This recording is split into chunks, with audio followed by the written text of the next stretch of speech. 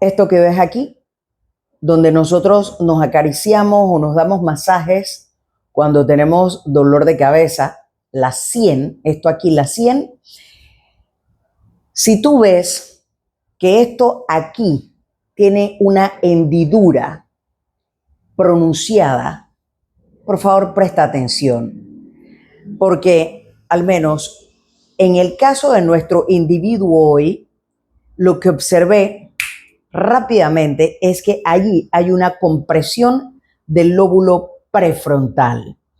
Si hay compresión del lóbulo prefrontal, hay probabilidad alta de que esa persona pueda desarrollar un trastorno obsesivo compulsivo. Si además de eso sus pómulos están bien sobresalientes, esta persona va a imponer su voluntad, la va a imponer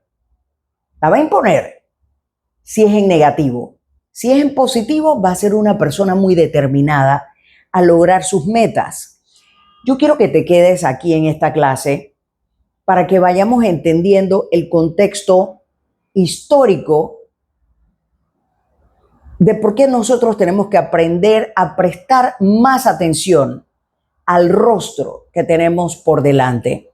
Te voy a enseñar a leer el rostro, te voy a dar datos históricos y también un par de, digamos, líneas para que las tengas presente para evitar manipulación. Esto es Decoding You a ciencia cierta y yo soy Tita Tuñón Centella. Empezamos. Bien, miren. El rostro lo vamos a leer en tres partes, parte alta, media y baja. La parte alta del rostro es desde el inicio desde la línea del cabello hasta la nariz, no es el entrecejo, hasta que empieza la nariz. En mi caso, bueno, yo estoy bastante ñata, yo casi que no tengo tabique aquí, así que bueno, digamos que mi frente puede andar como hasta por aquí, ¿bien? Y tenemos que tomar en cuenta también la sien. Eso es algo que yo observo muchísimo cuando voy a hablarle a alguien. Cuán prominente es su frente. Y tengo que tomar en cuenta inclusive si tiene el cabello recogido o tiene el cabello en la frente. Lo tengo que ver, tengo que ser capaz de ver eso. La parte media del rostro es desde el inicio de la frente hasta la terminación, desde el inicio de la nariz hasta el inicio del filtrum. ¿Qué quiere decir? Es esto aquí, esta hendidura que nosotros tenemos aquí, esto es el filtrum. Es decir, el filtrum inicia aquí. Entonces, yo me tengo que fijar en esta parte de aquí y eso implica, o a donde yo más le pongo atención, o la atención primaria mía, va aquí, a donde están los pómulos. Eso me va a indicar a mí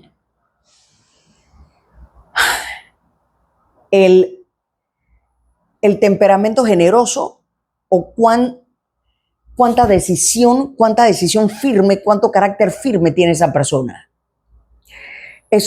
Porque la persona que tiene estos pómulos bien, digamos, marcados, amplios, va a imponer su voluntad.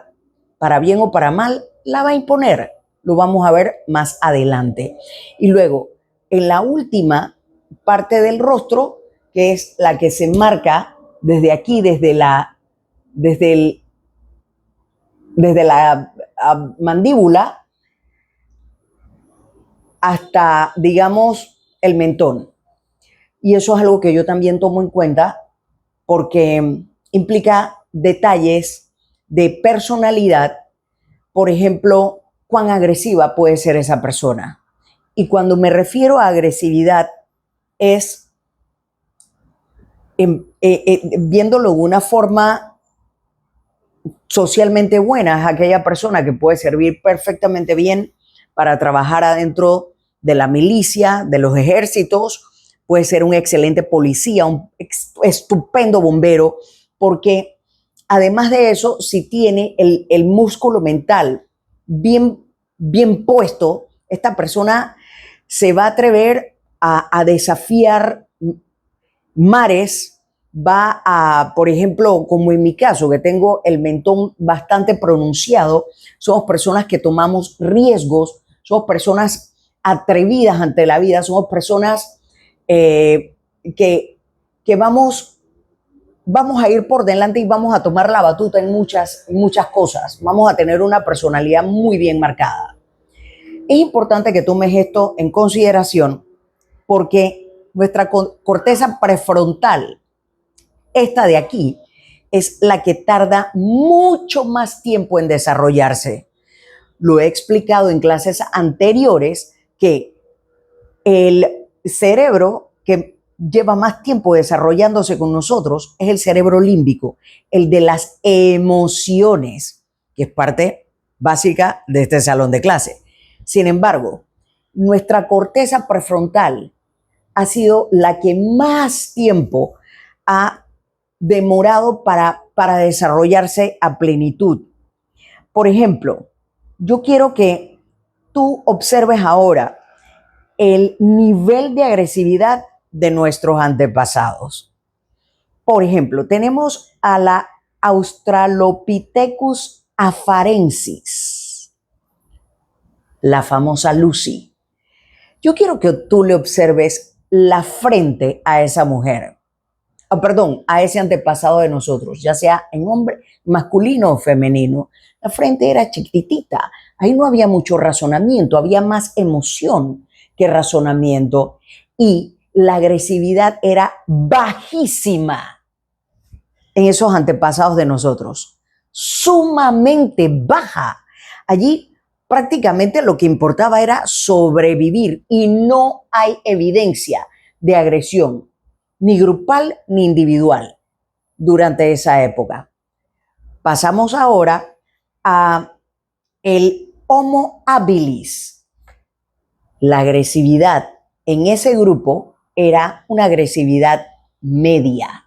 Obsérvale la frente. Era una agresividad oportunista, es decir, ellos peleaban por recursos, básicamente por eso.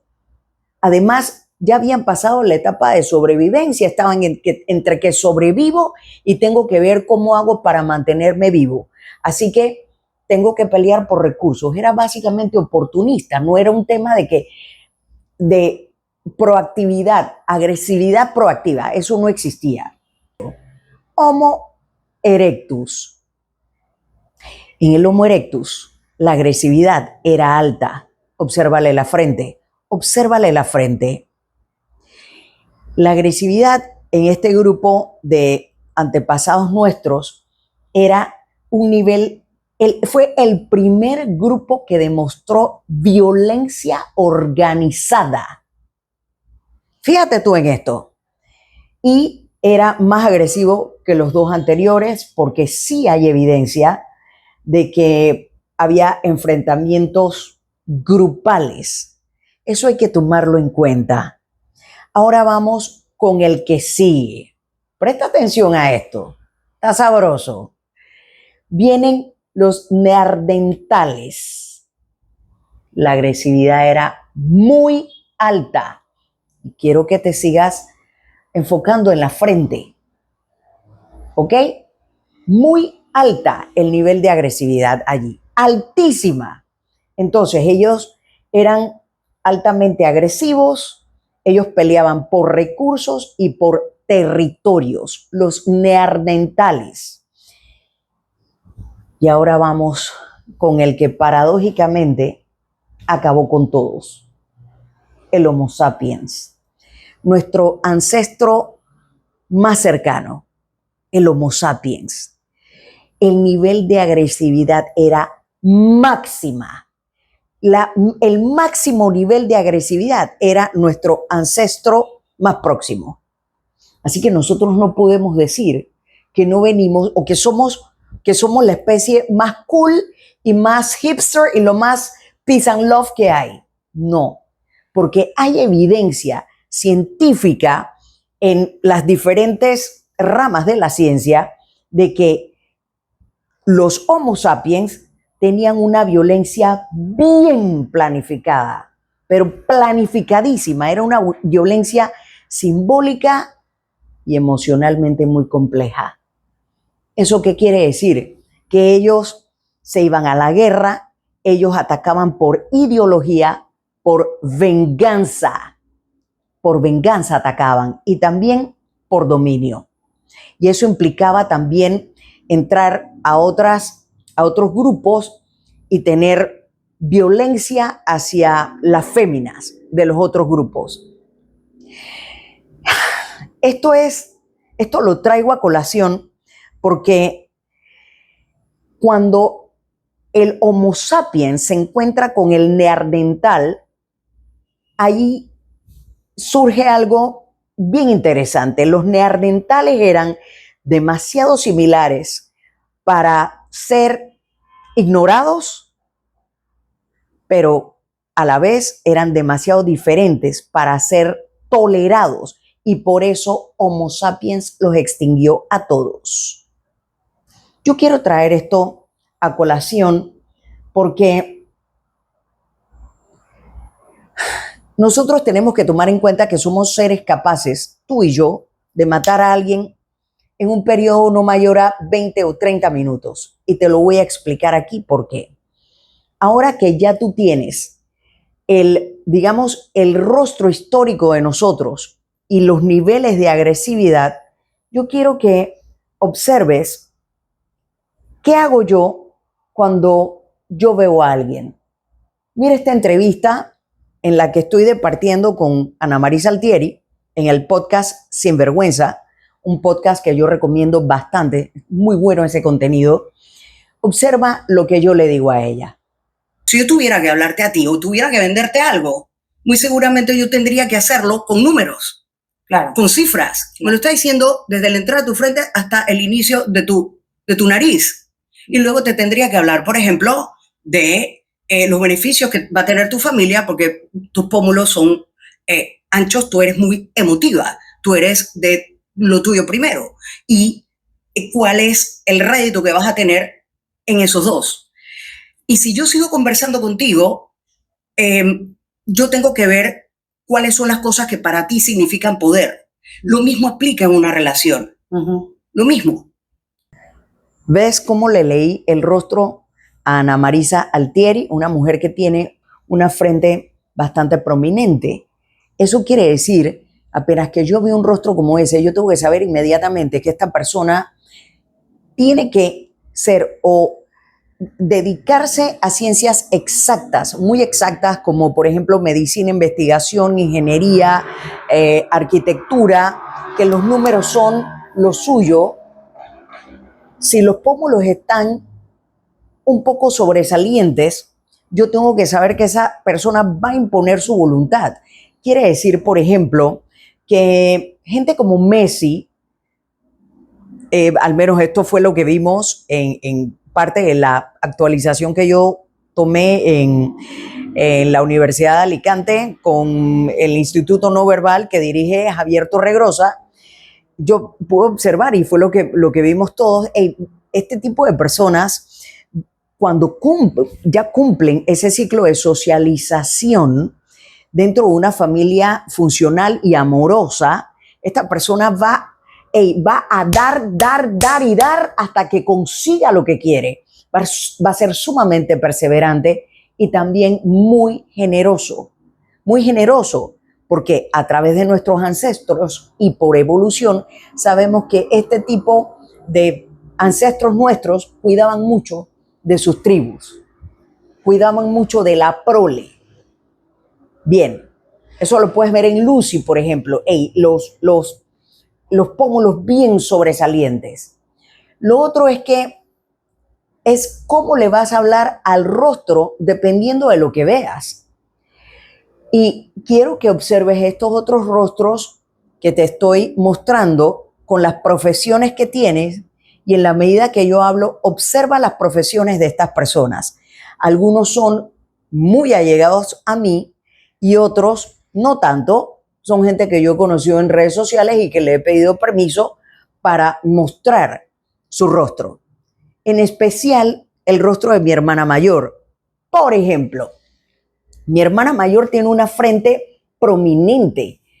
¿A qué se dedica o se dedicó mi hermana toda la vida? A la ciencia.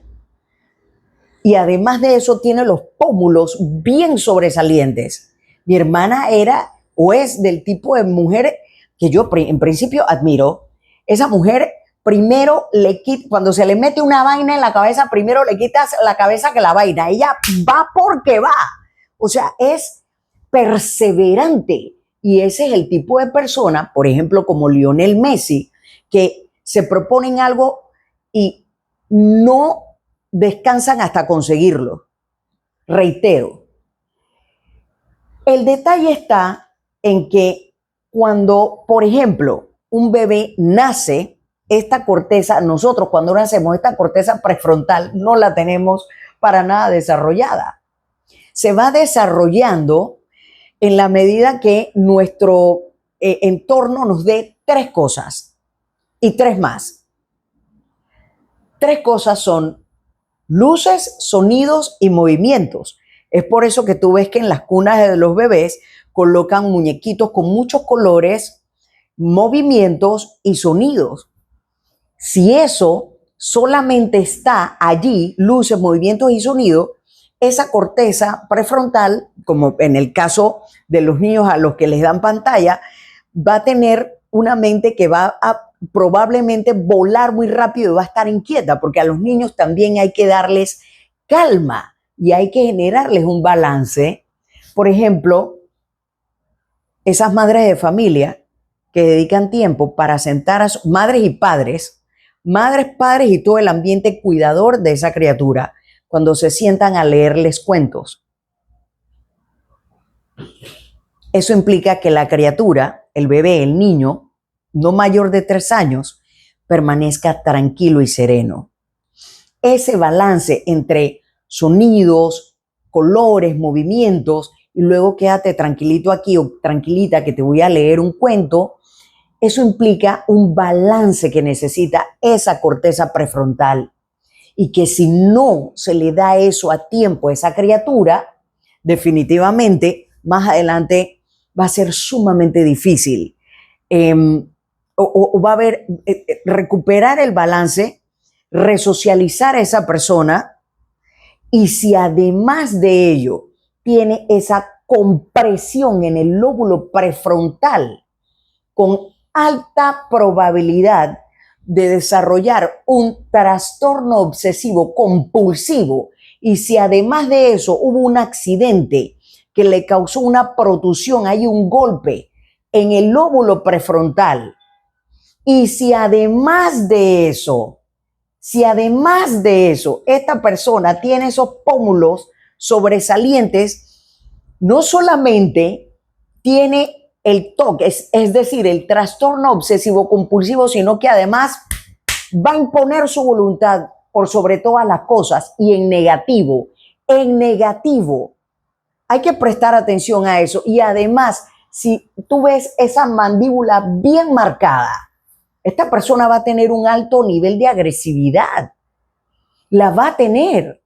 Y si además de eso, esta persona, que nosotros no tenemos o de rayos X para saber de qué tamaño tiene la amígdala, pero a mayor tamaño de la amígdala, mayor agresividad.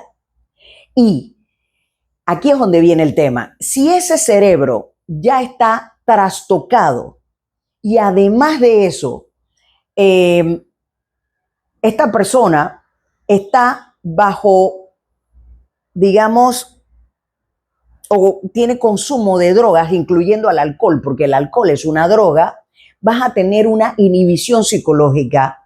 Tras que tu corteza prefrontal no está funcionando bien por el alto nivel de cortisol que le pueda producir algo que le incomode mucho, por ejemplo, en el caso del individuo de estudio que tenemos acá, si esta persona no consigue lo que quiere, y me voy a retrotraer al tema de los niños, yo recuerdo que dije que un niño menor a 3 años, cuando tenemos 3 años, es nuestra etapa más agresiva, y eso incluye las pataletas.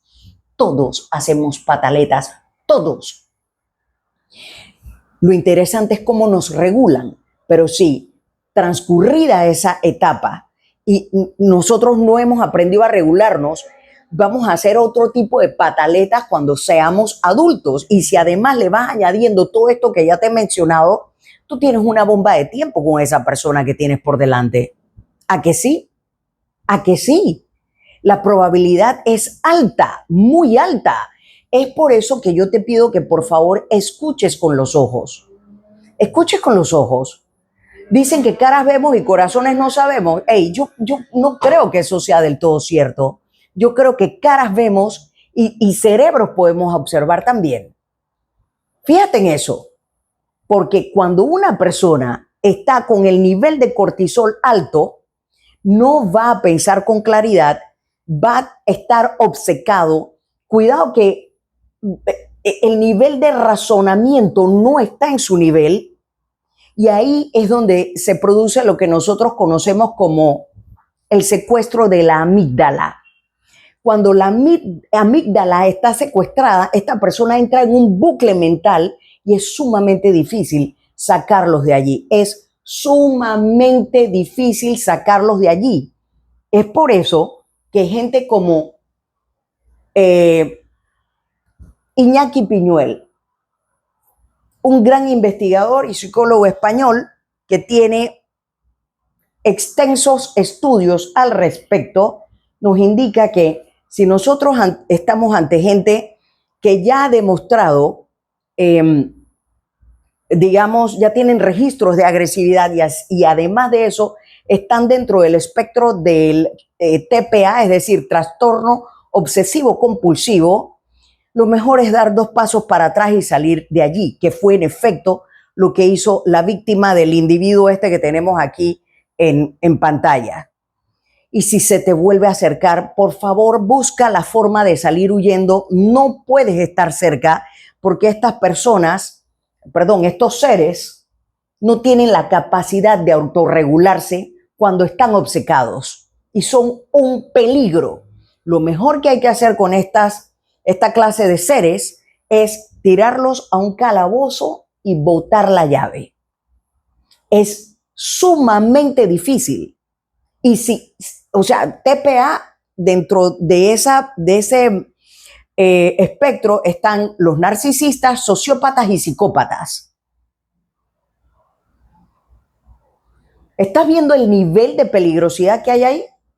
Nosotros somos agresivos por naturaleza y podemos pasar de ser muy lógicos y muy padres y madres de familia, muy cool, hasta que nos encontramos en una situación en donde alguno de nosotros, de nuestras tribus, le hacen algo, es bastante difícil. Y yo de verdad que admiro a la gente que, a pesar del dolor que una bestia de estas le haya causado a su familia, nosotros nos contengamos para no responder con un daño, porque en efecto sí podemos hacerlo. Tenemos todas las de la ley para hacerlo, porque somos la especie más agresiva que existe. Miren, en la Segunda Guerra Mundial hubo gente que en efecto pasó de ser muy nice a tener un discurso de odio y de exterminación contra cualquiera que no fuera, entre comillas, ario.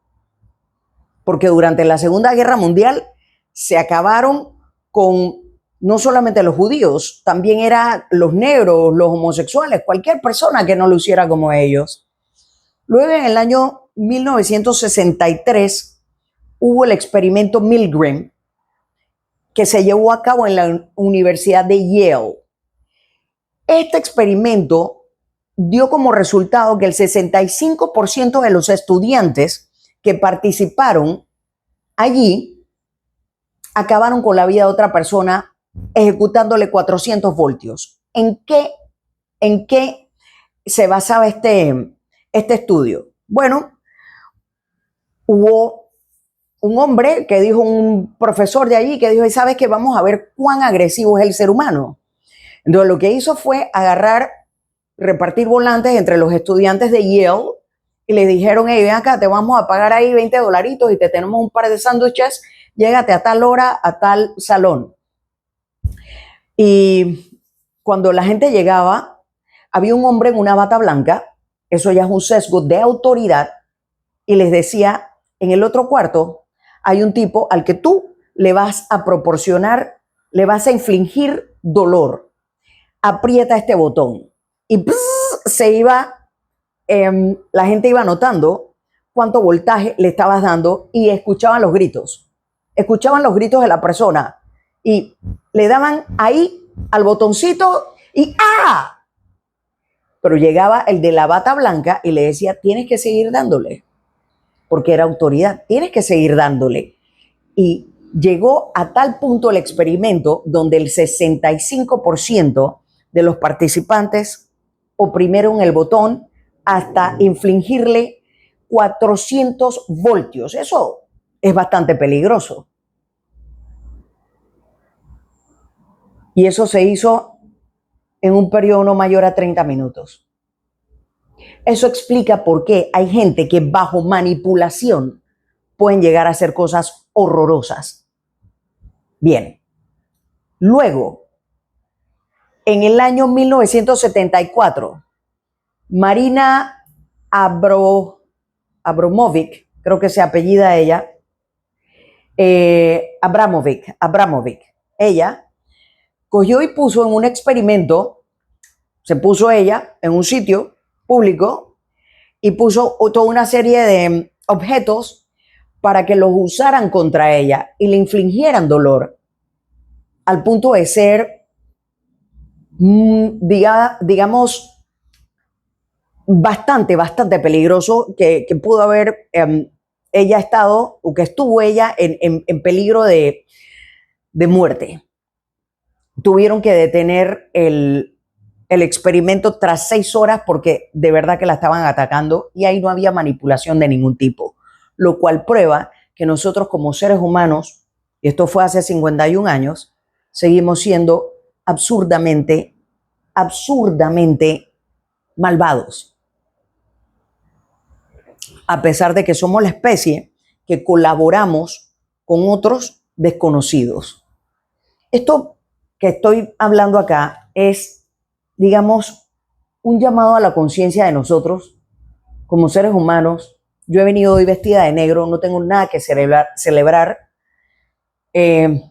porque me duele mucho lo que está pasando en mi país, en Panamá, y a nivel de la región, por ejemplo, México, donde nosotros hemos visto los casos como los de Pamela multiplicados por cientos de mujeres que son ultimadas por el femicidio.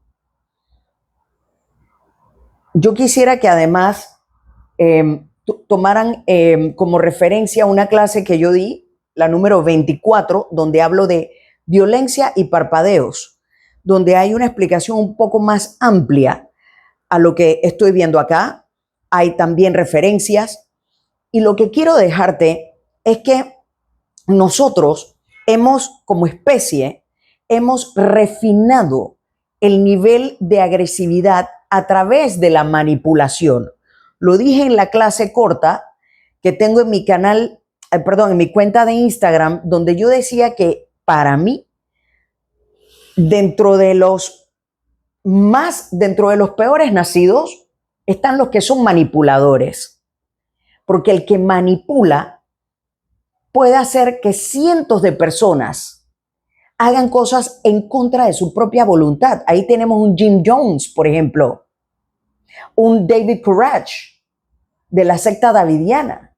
Jim Jones produjo que cientos de personas tuvieran muerte por suicidio y eso por manipulación. Aquí en Panamá también tuvimos lo mismo en El Terrón. Eso sucedió en el año 2020. Nos dimos cuenta de eso.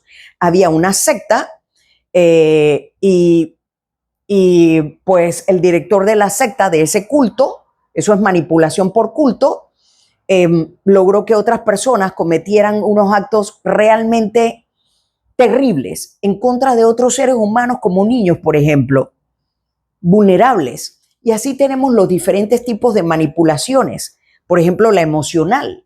Y aquí te tengo 3 palabras claves para determinar cuando alguien te está manipulando. los tres, rápido, MOC, M-O-C, miedo, obligación y culpa. Si tú detectas eso en un discurso de alguien, por ejemplo, si tú no me ayudas con el trabajo hoy, definitivamente yo corro riesgo de que me voten. Si yo no recibo ayuda en este trabajo, corro riesgo de que me voten. Y tú sabes cómo es todo aquí, que al votarnos a uno nos votan a todos, porque eso es una seguidilla. Ahí hay miedo. Por ejemplo, si tú no vienes a la fiesta, vas a quedar mal con todos. Ahí hay miedo también. Obligación.